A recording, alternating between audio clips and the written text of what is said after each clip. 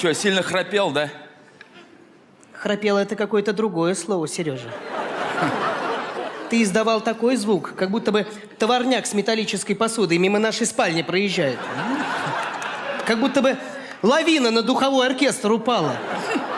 Как будто бы медведь рычит и срет одновременно, Сережа. Я понял.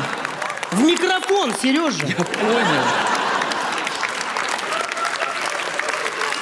Понял.